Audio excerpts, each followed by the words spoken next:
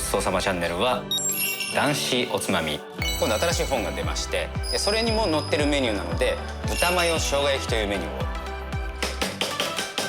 ナッツがやっぱりね、口の中で噛むとやっぱ食感あるじゃないですか。お肉の柔らかさといい感じにマッチングしてるんですよね。やっぱ美味しいですよ。ずっと味がするんですよ。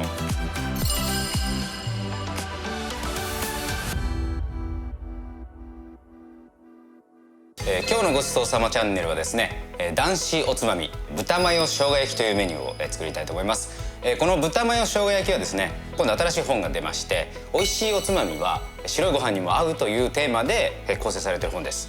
それにも載ってるメニューなので、ぜひそちらもね見ていただけると非常に嬉しく思います。じゃあ材料の説明ですが、まず豚肩ロースの生姜焼き用のお肉ですね。あんまり少ない方が多分ね美味しいと思います。調味料がマヨネーズ、お砂糖、醤油、みりん、酒、それから生姜のすりおろし、ごま油使って炒めます。でピーナッツを潰して炒めて香りを出して最後全体合わせるような料理になってますね。まず下味ですね。お塩ちょっとずつ、胡椒ちょっと全体合わせます。次にナッツ叩いておきます。こういう袋、ラップでもいいんですけど、ちょっと破れやすいのでこう入れたら、あんまり細かくしなくていいですね。このぐらいかな。じゃあ次に調味料合わせておきます。まずマヨネーズですね。これ新しい本の中ではですね、ジャンクというジャンルに属しているメニューでして、ジャンクメニューいろいろ考えたんですけど、自分は全然ジャンクじゃないってことに気づきまして、いろいろメニュー提案したんですけど、それジャンクじゃないと却下され続けた結果、考えに考えて生まれたメニューですね。お酒でみりんで生姜のすりおろし入れてよく混ぜておきます。ここで調味料を合わせるときにマヨネーズのダマができるだけできないように、マヨネーズ火にかけすぎると油化しちゃってどんどん透明になっちゃうんですね。なのであんまり長時間火にかけたくないので、できるだけここで溶いてフライパンの中で溶かなくても済むように。じゃあ火にかけていきます。まず火つけてごま油で、ここにさっき叩いたナッツ入れます。でちょっと油でねローストするというか、ちょっとナッツってニンニクチップと同じで色がつき始めてから焦げるまでのスピードがすごい速いんですよ。だからそれの見極めだけちょっと気をつけてくださいね。ただここでちゃんとローストして香り付けしないとちょっとねものすごい淡白なマヨネーズ生姜焼きになっちゃう、いい状態ですね。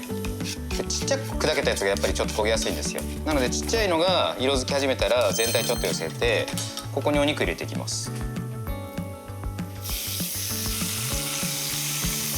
でナッツ焦げそうになったらお肉でこう混ぜる。もう強引これで、豚の脂が出てきてちょっとナッツの色がつくスピードが少し落ちるんですよ、油出てくると。だからもう全体そしたらこう炒め物みたいに混ぜちゃって、で火が入ったらここで調味料です。で合わせます。はい、完成と。でこれ以上火入れちゃうと、この今まだ濁ってるんですけど、どんどん透明になっていっちゃうんですね。そうするとちょっとね油っぽくなってくるんですよ。じゃあ盛り付けていきます。付け合わせキャベツ、よ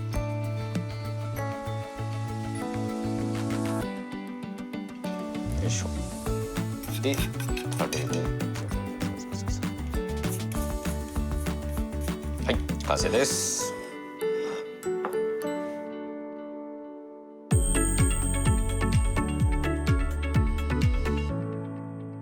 ナッツ多めのところをね、いただきます。